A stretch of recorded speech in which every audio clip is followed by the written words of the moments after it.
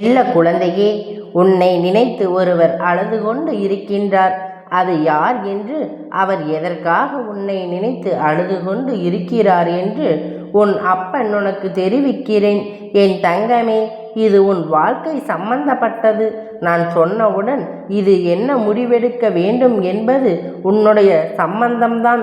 என் குழந்தையே, உன் அப்பன் உனக்கு சொல்கின்றது என்னவென்றால், உன்னுடைய வாழ்க்கையில் நடந்த கொண்டிருப்பது உனக்கு என்ன நடக்கக்கூடாது, உனக்கு என்ன நடக்க வேண்டும், என்ன நடக்கக்கூடாது, ஏது நடந்தது, இனி என்ன நடக்கப் போகின்றது என்பதை எல்லாம் உன் அப்பன் உனக்கு ஒவ்வொன்றாக சொல்லி கொண்டு இருக்கின்றேன். என் தங்கமே, இப்பொழுது உன் வாழ்க்கையில் நடந்த ஒரு பிரச்சனை சம்பந்தமாகத்தான் பேச வந்திருக்கிறேன். என் குழந்தை, உன் வாழ்க்கையில் நீ எண்ணற்ற கஷ்டங்களை அனுபவித்து விட்டாய். உன்னுடைய வாழ்க்கை துணை உனக்கு கொடுத்த கஷ்டங்கள் ஏராளம். என் தங்கமே, நீ இந்த வாழ்க்கை உனக்கு கஷ்டங்களை கொடுத்தாலும் அதை கண்டு கொள்ளாதவாறு நீ இருந்து வந்தாய். உன்னுடைய வாழ்க்கை துணை உனக்கு உண்மையாக இல்லை என்று தெரிந்த பிறகு கூட என் குழந்தை, நீ இந்த அன்பை விட்டுவிடக்கூடாது. நம் ஏதாவது ஒரு கேள்வியை கேட்டால் இந்த வாழ்க்கை நம்மை விட்டு சென்று விடும் என்று பயந்து நீ அதை கண்டு கொள்ளாமல் இருந்து கொண்டாய். எத்தனையோ பொறுமை காத்தும் குழந்தை உனக்கு அவருடைய எல்லை மீறியது தெரியும் போது நீ நிச்சயமாக உன்னுடைய கோபத்தினை வெளிப்படுத்த ஆரம்பித்தாய். நீ எப்பொழுதும் உன்னுடைய வார்த்தைகளை கேட்க ஆரம்பித்தாயோ அன்று முதல் உன் வாழ்க்கை பிரச்சனைகள் துடிக்க தொடங்கியது. என் குழந்தை, எத்தனை அன்பினை கொட்டி கொட்டி அவர் மேலே நீ காட்டி கொண்டு இருந்தாய். உன்னுடைய மொத்த அன்பையும் சேர்த்து அவருக்கு தான் நீ கொடுத்து கொண்டு இருந்தாய். என் குழந்தை, அவருக்காக இரவு பகல் உறக்கமில்லாமல் தவித்து வந்தாய். என் தங்கமே, இப்பொழுது நீ அந்த உண்மையை தெரிந்து கொண்ட பிறகு நீ அவரோடு சேர்ந்து வாழ வேண்டுமா வேண்டாமா என்று ஒரு குழப்பத்தில் இருந்து கொண்டு இருக்கின்றாய். என் தங்கமே, நீ ஒன்றை நினைக்கலாம். இப்பொழுது உன்னுடைய வாழ்க்கை துணை உன்னோடு இல்லை என்பது உண்மை. உன்னை பிரிந்து சென்று விட்டாய் என்பது உண்மை. நீ நினைப்பாய், அப்பன் நான் உன்னை வணங்க ஆரம்பித்த பிறகு என் வாழ்க்கை நான் வாழ துணையில்லாமல் தனி மரமாக நின்று கொண்டு இருக்கிறேன் என்று. என் குழந்தை, நீ ஒன்றை நன்றாக புரிந்து கொள்.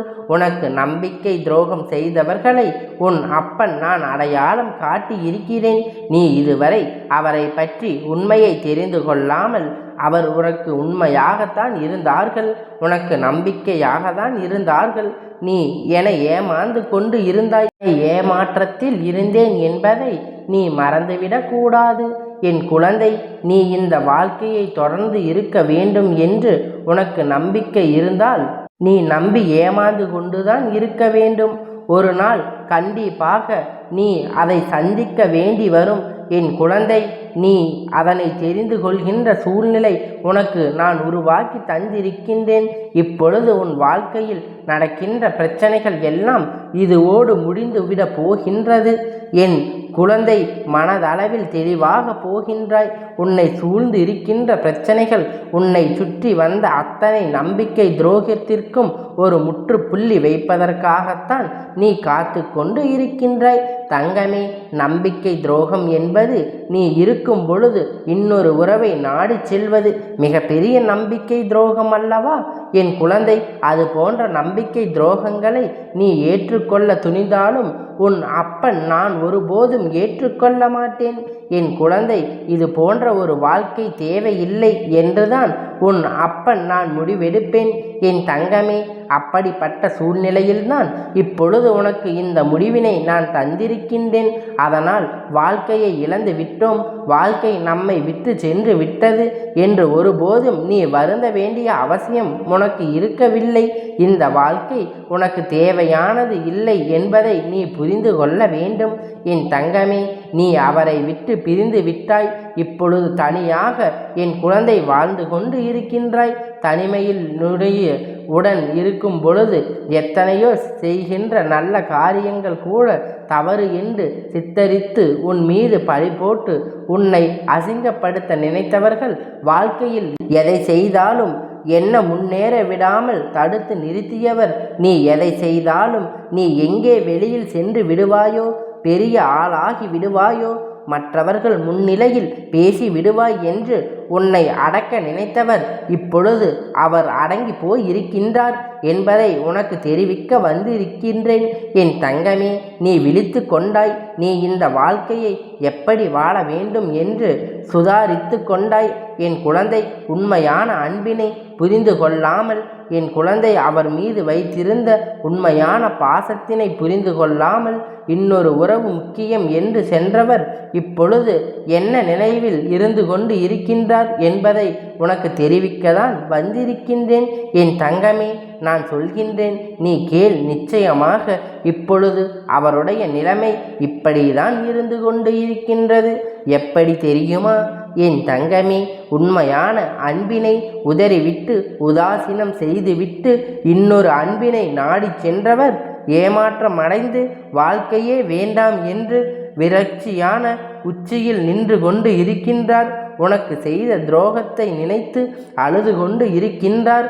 உன்னை எத்தனை வேதனைப்படுத்தினோம் என்பதற்காக வேதனை பற்றி கொண்டு இருக்கின்றார். என் தங்கமே, அவர் நம் மீது சென்ற உறவோ அவரை நடுத்தெருவில் கைவிட்டது. அவரிடம் இருந்த அனைத்து பொருட்களையும் அவர் பிடுங்கி கொண்டு விட்டார். என் தங்கமே, இப்பொழுது கையில் எதுவும் இல்லை, நிற்கதியாக நின்று கொண்டு இருக்கின்றார். இப்பொழுதுதான் அவருக்கு உன்னுடைய உண்மையான அன்பு, உண்மையான அருமை என்பது அவருக்கு புரிய தொடங்கியது. தெருவில் நின்று அழுது கொண்டு இருக்கின்றார். என் தங்கமே, இந்த அழுகையானது அவர் செய்த கர்ம வினையுடைய பலனாகும். அனுபவித்து கொண்டு இருக்கின்றார். உண்மையான அன்பினை ஒருவர் உதாசீனம் செய்யும் பொழுது அதிலும் ஏற்படக்கூடிய பின் விளைவு என்னவென்பதை வாழ்க்கையில் பட்டுதான் தெரிந்து கொள்ள வேண்டும் என்று நினைப்பவர்கள் பட்டுதான் திருந்த வேண்டும். என் குழந்தை, இதற்காக வருந்த வேண்டும் என்று உன் அப்பன் உன்னிடத்தில் இதை தெரிவிக்கவில்லை. நீ நினைப்பாய் அல்லவா, என் வாழ்க்கை இப்படி ஆகிவிட்டது, அவர்கள் சந்தோஷமாக இருந்து கொண்டு இருக்கின்றார் என்று. அதனால்தான் உன் அப்பன் இப்பொழுது அங்கு நடந்து கொண்டு இருக்கின்ற விஷயத்தை உனக்கு தெரிவிக்க ஓடி வந்தேன். என் தங்கமே, நீ வருத்தப்படாதே. நிச்சயமாக இந்த வாழ்க்கை உனக்கு மிக பெரிய பாதையினை காட்டி தந்திருக்கின்றது. தனியாக இங்கு எப்படி வாழ வேண்டும் என்ற நல்லதொரு அனுபவத்தை நீ பெற்று கொண்டு இருக்கின்றாய். ஏமாற்றங்கள் எங்கிருந்தும் எப்படி வரும் என்பதை உணராமல் இருந்த நீ இப்போது அதனை அனுபவித்த பிறகு யாரையும் நம்பக்கூடாது என்பதை தெளிவாக கற்று உணர்ந்து கொண்டிருக்கின்றாய். உன்னோடு இருந்தவரை நீ உயிராக நினைத்தவரும் உன்னை மிதித்து உன்னை தூக்கி எறிந்து விட்டார். இன்னொரு உறவை நாடி சென்று விட்ட பிறகு இனி வேறு யாரையும் நீ நம்ப போகின்றாய் என்றுதான் உன் அப்பன் உனக்கு அறிவுறுத்தி வருகின்றேன். ஒருபோதும் யாரையும் நம்பி விடாதே. இந்த இடத்தில் நம்மை கவிழ்த்தி பார்த்தவர்கள் ஒருபோதும் நீ நம்பக்கூடாது. நீ புரிந்து கொண்டு நடக்க ஆரம்பித்து விட்டாய் அல்லவா? இனிமேல் நிச்சயமாக உன் வாழ்க்கையில் நடப்பவையில் நமக்கு சாதகமாகத்தான் நடக்கப் போகின்றது. என் குழந்தை, நீ சாதனையை புரிவதற்காக எல்லா தகுதிகளையும் உடைய குழந்தை. உன்னுடைய திறமைகள் எல்லாம் முடக்கப்பட்டு இருக்கின்றது. அதை எல்லாவற்றையும் நீ வெளிக்கொண்டு வர வேண்டிய நேரம் உனக்கு வந்து விட்டது.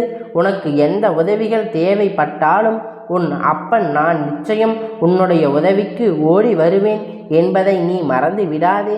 என் தங்கமே, வாழ்க்கையில் நீ அடைந்த கஷ்டங்கள் எல்லாம் உன்னோடு முடியப் போகின்றது.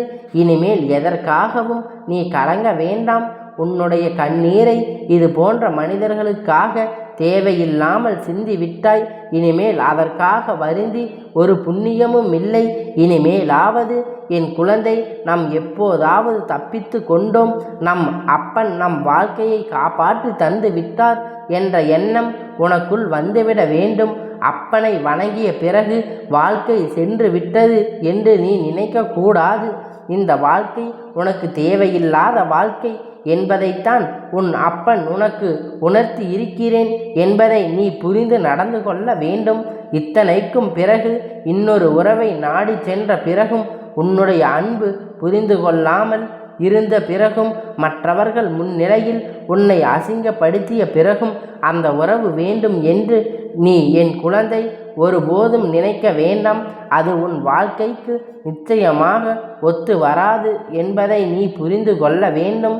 நான் உன் அப்பன், உன்னை பெற்ற அப்பன். என்னுடைய கருத்தினை சொல்லிவிட்டேன். இனி என் குழந்தை முடிவு என்னவென்பதை நீதான் எடுக்க வேண்டும். என்னுடைய செல்ல குழந்தையே, இந்த அப்பனுடைய ஆசீர்வாதம் உனக்கு என்றென்றைக்கும் முழுமையாக கிடைத்து கொண்டே இருக்கும்.